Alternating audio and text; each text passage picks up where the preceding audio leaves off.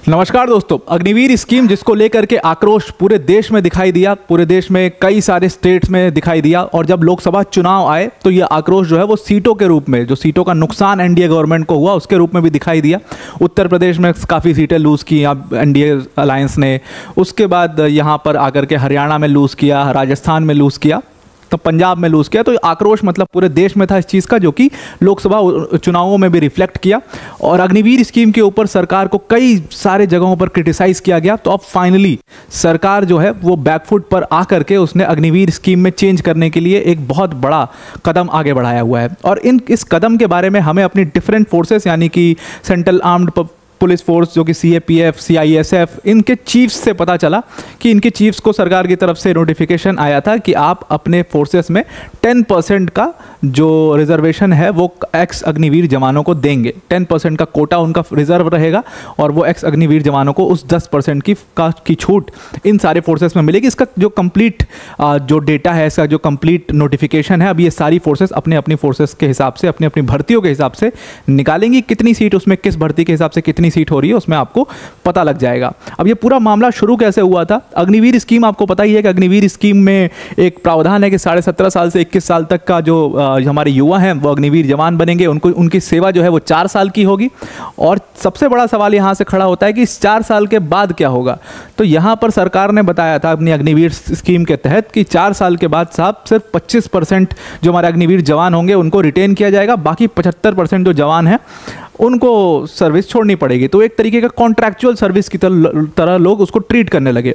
और जब बात हमारे देश की सेवा की आती है, खास तौर से हमारी आर्मी में, तो लोग इस कॉन्ट्रैक्चुअल वाले सिस्टम को सही से ले नहीं पाए। हालांकि ये कॉन्ट्रैक्चुअल सिस्टम आप देखोगे तो चाइना में बहुत ज़्यादा चलता है, और इसीलिए लोगों ने इसको क्रिटिसाइज़ किया कि आप क्या वो चाइनीज़ वाली आर्मी बनाने की कोशिश कर रहे हैं जो पूरे कमिटमेंट से नहीं लड़ती है, जिनको हम कहते हैं कि हमारे पास उनसे कम फोर्सेस हैं लेकिन फिर भी हम कहते हैं हम उनको रगड़ देंगे। क्या आप वही आर्मी बनाने की कोशिश कर रहे हैं? इन सारे मुद्दों पर सरकार को घेर लिया लोगों ने। और ये घेरने वाली बात भी थी। अग्निवीर स्कीम को दोबारा से रिव्यू करने के लिए बहुत सारे लोगों ने बोला था। अभी डिटेल में समझेंगे क्या प्रॉब्लम थी, कौन कौन किसने क्या क्या बोला था इस पूरी स्कीम को लेकर के। तो सबसे पहले ये मुद्दा चुनाव में खड़ा हुआ, चुनाव में बड़ा मुद्दा बना, लोगों ने इसके ऊपर वोटिंग भी करी और सरकार को वहाँ नुकसान हुआ। उसके बाद लीडर ऑफ अपोजिशन यानी कि राहुल गांधी, इंडिया अलायंस के नेता, उन्होंने बहुत बड़े बड़े इल्ज़ाम लगाए अग्निवीर स्कीम के ऊपर में। उन्होंने कहा एक तरफ हमारा रेगुलर जवान है जिसको बड़ी पेंशन मिलती है, अगर वो शहीद होते हैं तो उनको शहीद का स्टेटस मिलता है, लेकिन दूसरी तरफ हमारे अग्निवीर जवान हैं जिनको शहीद का स्टेटस भी नहीं मिलता है और जिनको उस लेवल की कंपेंसेशन भी नहीं मिलती है। तो ये डिस्क्रिमिनेशन हमारे अग्निवीर जवानों के साथ क्यों हो रहा है? बल्कि जहाँ पर हमारे रेगुलर जवान जाकर के अपनी सेवा दे रहे हैं वहीं पर हमारे अग्निवीर जवान भी अपनी सेवा दे रहे हैं जाकर के। तो फिर सरकार को अग्निवीर जवानों से प्रॉब्लम क्या है? उनके साथ ऐसा क्यों किया जा रहा है? तो अब जो ये बात थी कि इनको शहीद का स्टेटस नहीं दिया जाएगा या कंपेंसेशन नहीं दिया जाएगा, हालांकि ये चीज़ गलत थी।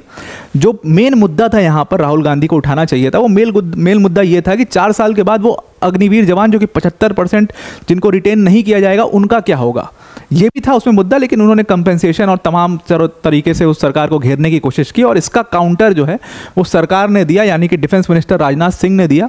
उन्होंने कहा कि हमारे यहाँ पर अग्निवीर स्कीम के अंदर में प्रावधान है कि 1 करोड़ तक का कंपेंसेशन जो हमारे जवान जो हैं उस सेवा में अपनी शहीद होंगे या वीर गति को प्राप्त होंगे उनको 1 करोड़ तक का कंपेंसेशन दिया जाएगा। तो राहुल गांधी का फैक्ट यहाँ पर गलत था। फिर इसका जो काउंटर था वो भी हमारे डिफेंस मिनिस्ट्री ने दिया और उन्होंने बाकायदा ब्यौरा दिया। एक जवान जिनकी राहुल गांधी बात कर रहे थे जो शहीद हुए थे उनके बारे में ब्यौरा दिया कि उनके परिवार को 96 लाख रुपीस मिल चुके हैं, बाकी का अमाउंट फाइनल सेटलमेंट के बाद उनको उन तक पहुंच जाएगा।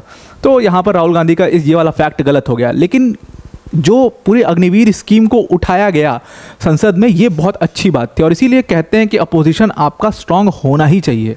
तो अग्निवीर स्कीम को जो सबसे बड़ी प्रॉब्लम थी कि 75% जवानों का क्या होगा, वो एक सवाल जिसका जवाब गवर्नमेंट के पास भी नहीं था। और उसी के बेसिस पर जब चुनाव हुए तो पंजाब में, उत्तर प्रदेश में, उत्तराखंड, हिमाचल, हर जगह, राजस्थान, हरियाणा, हर जगह बैकलैश दिखाई दिया।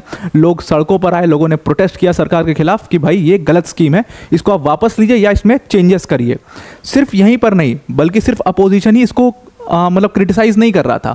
यहाँ पर अपनी पार्टी का जो अलायंस है यानी कि नीतीश कुमार लेड जेडीयू अलायंस जो था, या चिराग पासवान की जो पार्टी थी, चिराग पासवान ने अपने एक चुनाव सभा में कहा था कि हम गवर्नमेंट से रिक्वेस्ट करेंगे कि वो अग्निवीर स्कीम को दोबारा से रिव्यू करे।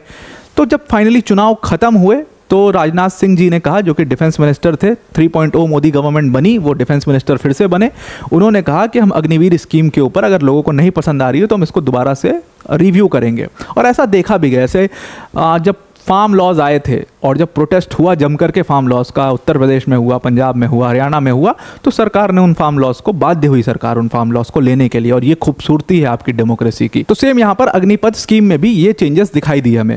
अब यहाँ पर क्या था कि सिर्फ इसको अपोजिशन या जो पार्टी पावर में है या जो उनके अलायंसेस हैं और लोग हैं वो उसको क्रिटिसाइज नहीं कर रहे हैं, बल्कि जिन लोगों ने आर्मी में बड़ी पोस्ट पर रहे हैं, जिन्होंने अपनी पूरी पूरी सेवा दी है आर्मी में, वो लोग भी इसको काफ़ी ज़्यादा क्रिटिसाइज कर रहे थे। जैसे मेजर जनरल जीडी बख्शी को आप जानते होंगे। मेजर जनरल जीडी बख्शी ने यहाँ पर चाइना का एग्जाम्पल दिया था। उन्होंने बाकायदे ट्वीट करके कहा था कि जिस तरीके से चाइना में कॉन्ट्रैक्चुअल आर्मी होती है, आप इस अग्निपथ स्कीम से जो अग्निवीर जवान है हमारे, उनको एक कॉन्ट्रैक्चुअल एम्प्लॉय की तरह ही ट्रीट कर रहे हो। और ये बात राहुल गांधी ने भी पार्लियामेंट में कही थी कि आप उनको यूज एंड थ्रो लेबरर्स की तरह यूज कर रहे हो। तो ये सारी चीज़ें बहुत ज़्यादा गलत थी और जीडी बख्शी ने भी यहाँ पर इस चीज़ को काफ़ी ज़्यादा क्रिटिसाइज़ किया था। सर जीडी बख्शी ने तो ये तक कहा था कि मुझे लग रहा था कि इसको तो पायलट बेसिस पर सरकार ट्राई कर रही है, बट अगर इसको सरकार परमानेंटली लागू करने की कोशिश कर रही है तो ये बिल्कुल गलत है। इससे आर्मी का बहुत गलत मैसेज जाएगा और उन जवानों की जो अपने घर परिवार अपना सब कुछ छोड़ करके सिर्फ देश के लिए सेवा देने आते हैं, उनका मोटिवेशन बहुत डाउन हो जाएगा। इवन जीडी बख्शी सर के अलावा भी अगर आप देखोगे तो लेफ्टिनेंट जनरल राज काद्यान सर ने भी कहा था कि आप भगवान से मनाइए कि बस यहाँ पर युद्ध ना हो।